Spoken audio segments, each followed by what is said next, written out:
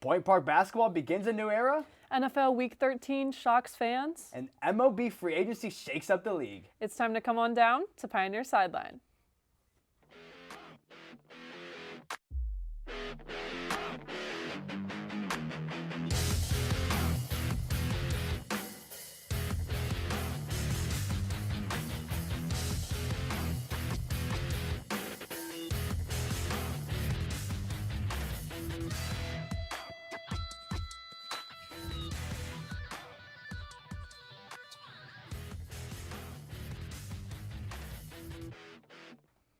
Good evening and welcome to Pioneer Sideline. I'm Matt Palangi. And I'm Bryn Reese, back for another week of sports news. We have all the Point Park and national news for you, as well as a discussion about NIL deals in college athletics. To start, Bryn has an update here on the Point Park men's basketball team's recent outing under all new leadership. Now, men's basketball is back to shake things up. Point Park men's basketball fell on the road to Tiffin University 84-77 on Sunday in Ohio, despite a career performance from a returning Pioneer. Senior captain Aiden Anderson led all scorers with a career-high 28 points, tallying an impressive 21 points in the second half. Anderson enters his second season at Point Park after being a key piece of last year's team. The Pioneers entered the second half on a mission, determined to wave a small lead that the Dragons maintained for most of the game. The teams came to a tie with 18-16 remaining in the game, only for Tiffin to score 6 straight for the lead throughout regulation. But the Pioneers did showcase a determined offense, scoring 45 points and shooting an improved 61% from the field in the second half. First-year head coach Ryan Granditz has been hard at work trying to unify a team with only 4 returning players and an entirely new coaching staff. He said, quote, "That was the hardest we played all year, so it's definitely something we've been getting better at," end quote. He said that at times the team may have gone almost too hard. The Pioneers combined for 25 fouls on the night, sending Tiffin to the line 19 times to score a pivotal 28 points off free throws. Granditz said, quote, "We were not quite as smart as we could have been. We got a little too close." The team enters this season 0-3 after consecutive losses against Division II non-conference opponents. The Pioneers kick off conference play on Wednesday the 3rd at Wheeling. The team's home opener takes place next week. Good luck, Pioneers. Point Park women's basketball traveled to West Virginia last Wednesday to play against the Shepherd University Rams. The Pioneers entered this game on a 2-0 hot start to the season with wins against Shippensburg and Pitt Johnstown, but the Rams would be a difficult out-of-conference matchup.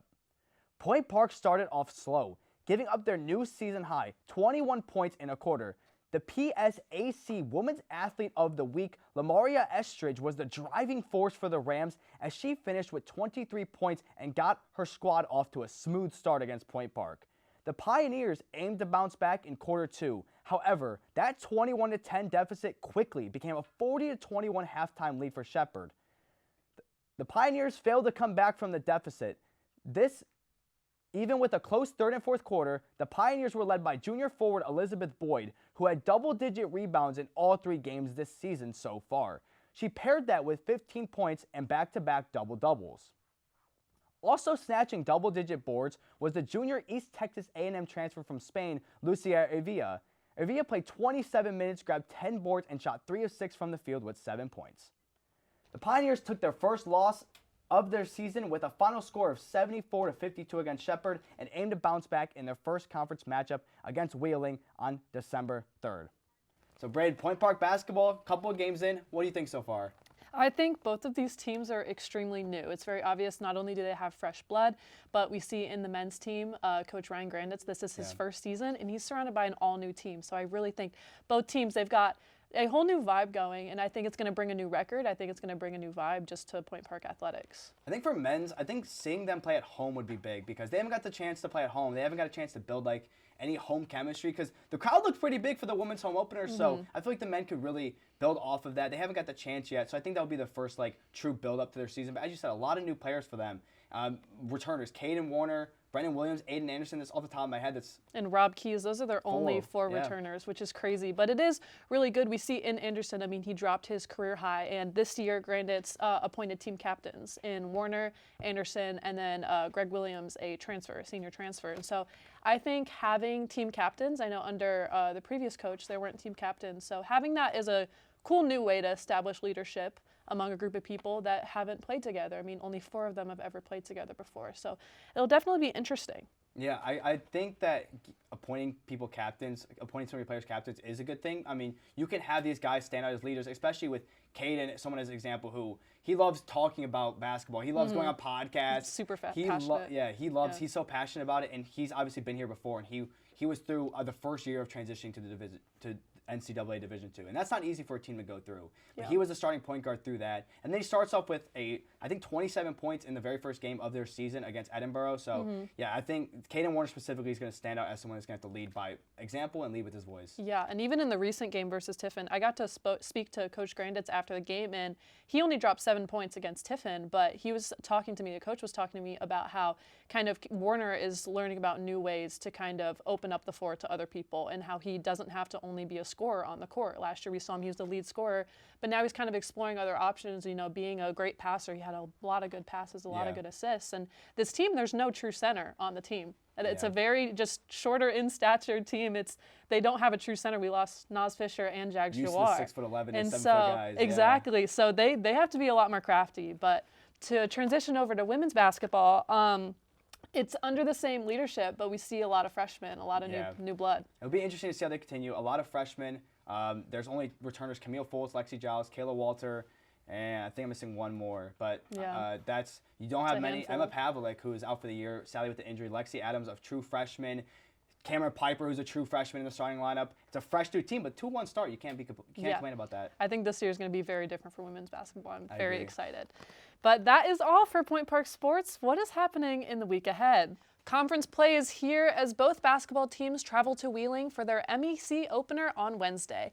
Indoor track and field kicks off the Youngstown State Icebreaker on Friday. Wrestling competes in a meet at Fairmont State on Friday as well, and men's and women's basketball remain on the road to play West Liberty on Saturday. Tune in for more Pioneer updates right here next week, and as always, go Pioneers! After the break, NFL news and discussions that you don't want to miss. We will be right back.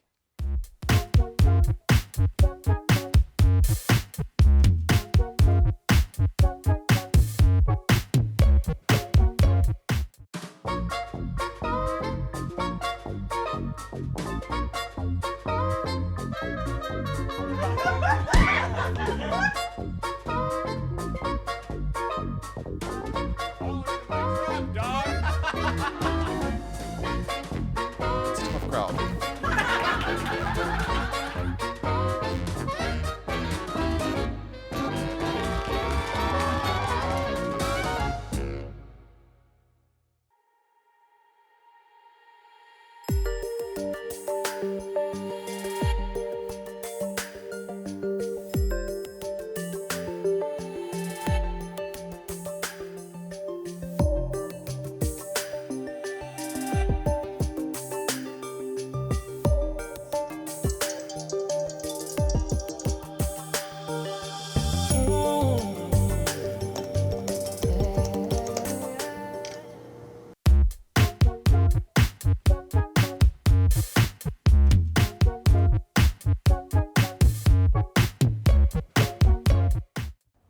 Welcome back. Now for what happened in Week 13, our NFL reporter Gabe Ebersol has all the info. Gabe?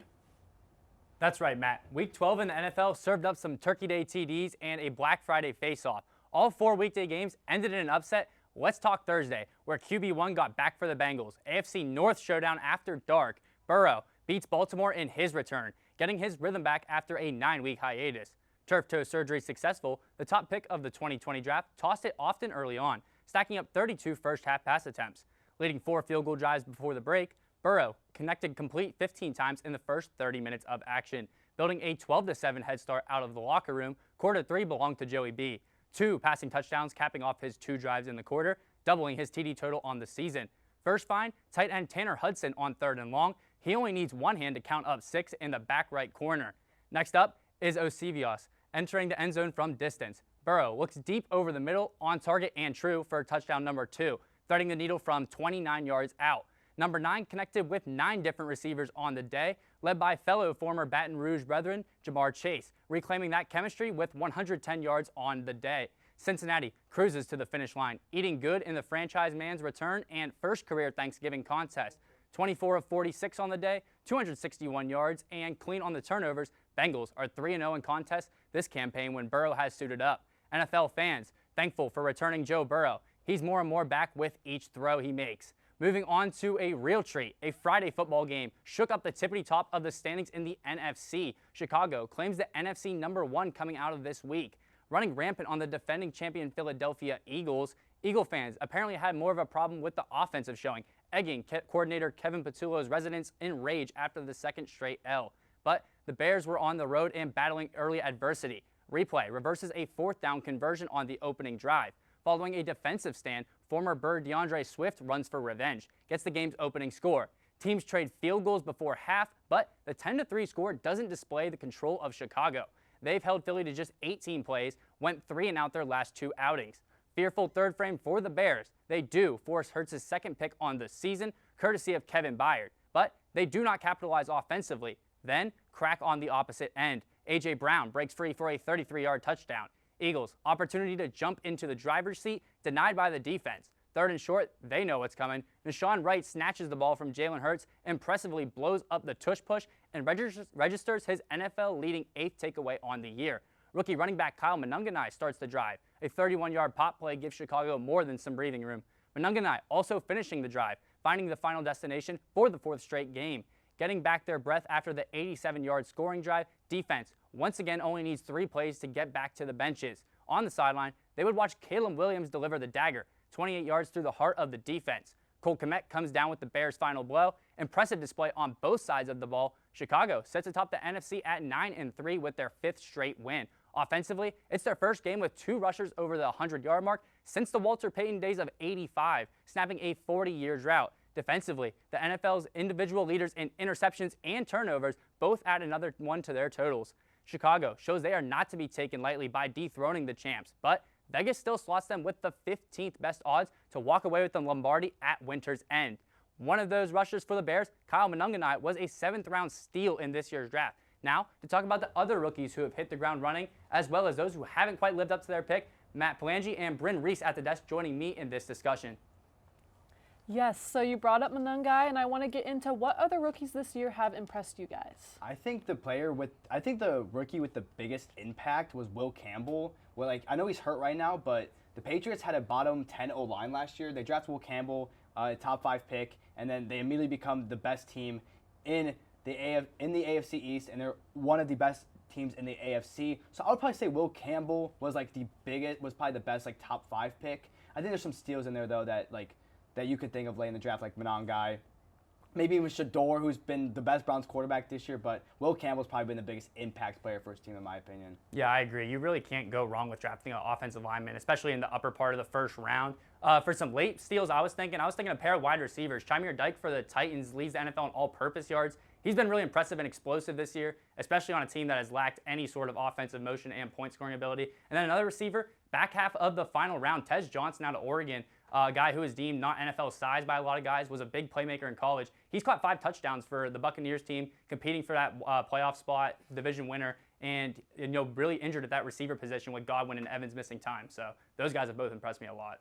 Yeah, I completely agree. I think that on the defensive side, Donovan Arezaraku for Dallas has been the best edge rusher in the rookie draft class, which is crazy because of Abdul Carter. But he's been the best, so I think that he is also one of those sleeper picks that came late in the draft. But I think you hit kind of the money with a lot of those guys. Yeah, last one I would say on defense as well, Xavier Watts for the Falcons out of Notre Dame. He's kind of been a Swiss Army knife on a really, really bad team this year, and he's one of the few bright spots they have to look forward to. Yeah.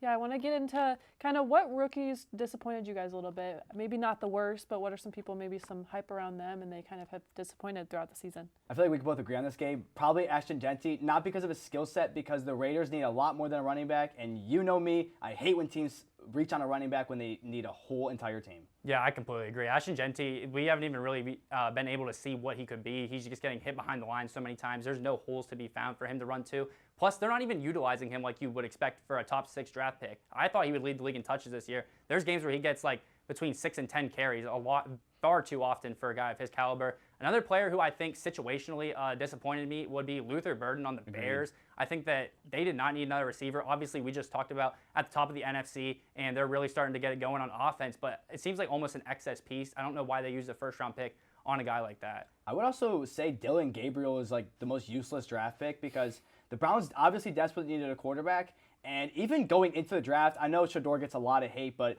Shador was the better quarterback going into the draft. No one really thought Dylan Gabriel was going to be picked above him. And then Dylan Gabriel goes up above him in the draft, plays absolutely terrible for the Browns. And even though he got hurt, I expect to not see that guy ever start for the Browns unless they need to. So. Yeah, and the cherry on top of that with him is that they traded up for both Sanders and Gabriel. So the fact that they had to commit to one and the other had to fail for that to happen is just really disappointing by the Browns, and it's a poor draft class by them in general. Yeah.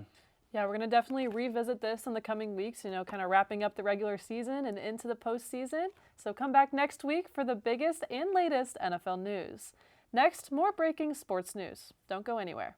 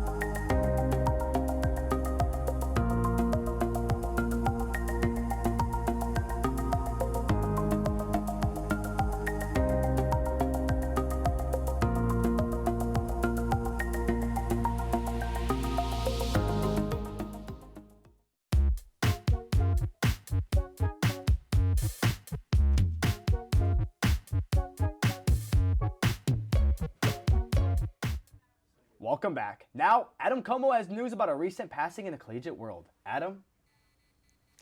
A junior college basketball player, Ethan Dietz, died on Tuesday morning after sustaining a head injury in a game on Saturday. Ethan Dietz, a 6'8" forward for Connors State College in eastern Oklahoma, suffered an injury during the game against the Grayson College in Texas. The initial report indicated from the school was that it was only a minor head injury, but that is only what everybody could have prayed for. Dietz, a sophomore from Conway, Arkansas, where he had been a star, helping his team to a 20-8 record in a trip to the second round of the AHSSA boys basketball state tournament during the 2023-2024 season, had been making an impact for the Connors State Cowboys, starting in all 8 games this season for the Cowboys. In a statement from the school, quote, "Ethan's loss reminds us all how precious life is and how much those around us impact our lives. As we move through this tough loss together as a community, let's be inspired by Ethan's spirit, friendship, and love." End quote. Another quote from the athletic director and head coach Bill Muse, quote, "Ethan's Dietz was the kind of player a coach always hopes for. He was talented athletically and academically, and he understood the importance of hard work. If you ever saw him smile, you knew he was all heart. Our hearts and prayers continue to be with Ethan's family, friends, and our team as we process this heartbreaking loss," end quote. Connors State canceled its next 2 games, both men's and women's, and plans to host a vigil in Dietz's honor on December 1st at 7 p.m. Our thoughts and prayers are with Ethan's family. Now to Luke McKenna with a blockbuster MLB free agency news. That's right. MLB free agency is well underway this winter, and there's been a lot of buzz around the league. Just a month in, and quite a bit has happened already. On November 16th, the Seattle Mariners re-signed their big trade deadline acquisition and star hitter Josh Naylor, even though the Pirates of all teams were reportedly very interested in the slugger. Ultimately, he decided he would prefer to actually win games and chose to return to Seattle on a 5-year, $92 million deal. On November 18th, a big trade happened which included a former #1 pitching prospect. The Baltimore Orioles finally gave up on Grayson Rodriguez, a former top 5 MLB prospect, and traded him to the Halos for slugger Taylor Ward, who has over 60 home runs in the last 2 seasons. Although Grayson Rodriguez has not pitched in a game since 2024, he still has big potential and looks to help out a rebuilding Angels team in 2026. An even bigger trade happened on November 23rd between two of the biggest spending teams. The New York Mets and the 2023 World Series champion Texas Rangers agreed to a blockbuster trade for a one-on-one exchange of older superstars. Outfielder Brandon Nimmo and multiple-time Silver Slugger winner Marcus Semien were traded for each other. Marcus Semien, a superstar slugger who has struggled the last 2 seasons, only having one good season for the Texas Rangers back in 2023, but he has 3 top 3 MVP finishes and is still an elite defender at second base. Brandon Nimmo, on the other hand, has been a very steady, consistent hitter for the Mets for 5 years in a row, and Nimmo is an on-base machine and has hit 20-plus home runs in the last 3 years each. He has a career .360 on-base percentage. He has also displayed a great glove in the outfield and will fit perfectly into the Rangers lineup. Both Semien and Nimmo agreed to $100+ million deals for their original teams. Semien still has a 3-year, $72 million left on his deal, and Nimmo still has $100 million left and 5 years on his deal. The biggest deal of free agency this year was made by the defending American League champions, the Toronto Blue Jays. This was a team that was 2 outs away from a World Series championship. After a heartbreaking Game 7 loss to the Dodgers, they wasted no time getting back on their feet. On November 26th, the Blue Jays struck gold, signing former Cy Young runner-up Dylan Cease to a whopping 7-year, $210 million deal.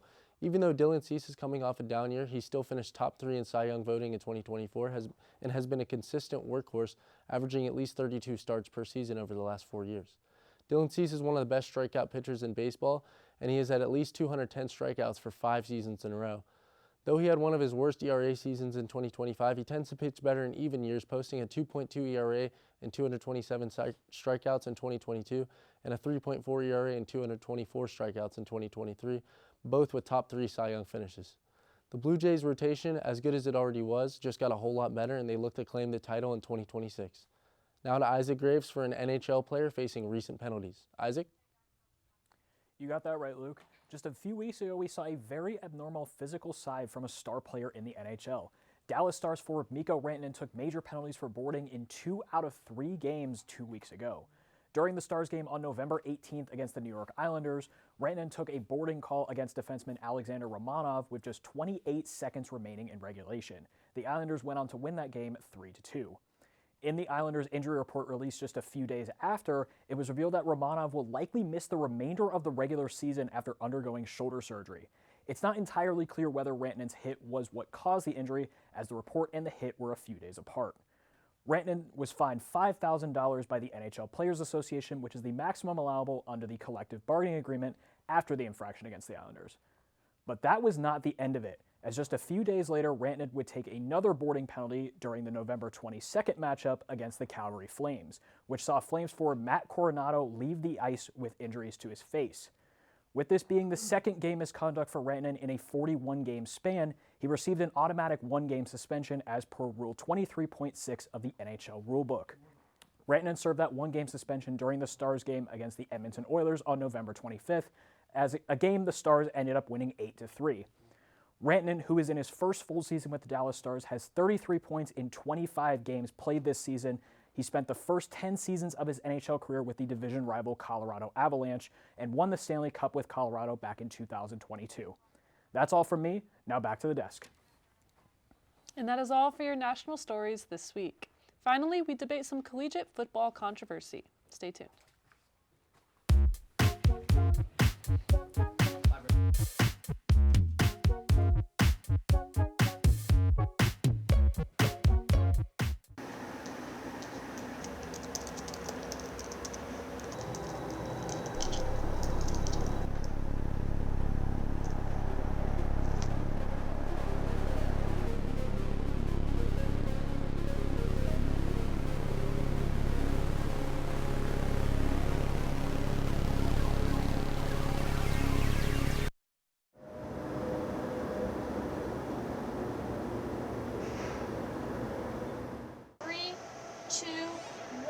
Take them, cue them, open their mics.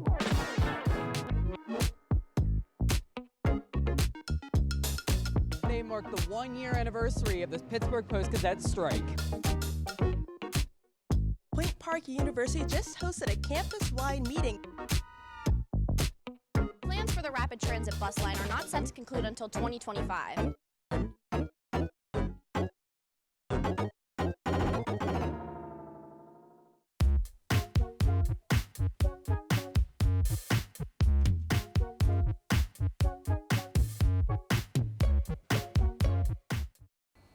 Welcome back. The quick arrival and usage of NIL in the collegiate world has gained the attention of many fans with varying opinions. I'm joined by Adam, Ryan, Tile, and Marcus to debate this as well as some other college football hot topics. So I feel like the biggest star of this NIL discussion has come from Ohio State's dominance. That's what I would say. They win a national championship after spending so much money, and now they're the best team in the country, clearly, with spending all this money. Do you believe, Adam, that NIL is an issue and it's making teams too overpowered?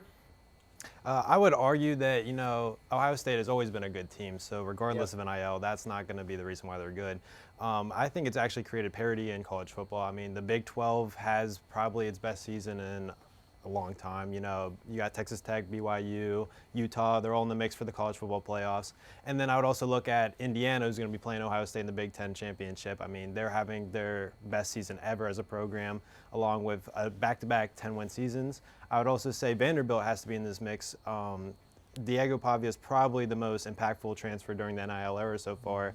And what he's done with Vanderbilt, turning them into an SEC contender, I would say NIL is good for parity in college football. Yeah. And in terms of Ohio State being dominant, I mean, Ohio State is always going to be up there, so I think that's not what you need to do. I do agree that Ohio State's not the reason NIL is bad, but I'm going to dive into why I do not like NIL, but I want to hear your guys' opinion on NIL first before I give mine. So I have to agree with what you're saying with the NIL. I actually personally love the NIL. I love the idea about it. I think it's about time players get paid for building up these colleges. They make billions of dollars off of athletics. It's about time players get a little change from that, but look, when you mentioned about teams like Ohio State, let me go through teams that are normally really good, but are awful, but are high up in the NIL. LSU, Michigan, Florida, Clemson, Oklahoma, Penn State, Auburn, Arkansas, Kentucky, FSU, and Louisville. Yeah. All teams that were supposed to be in the mix for 12 teams are now out of the 12 teams. And they are, in the top 25 in NIL as of, I think, August 2025, so at the beginning of the year. Yeah. Because you can't change anything else after August.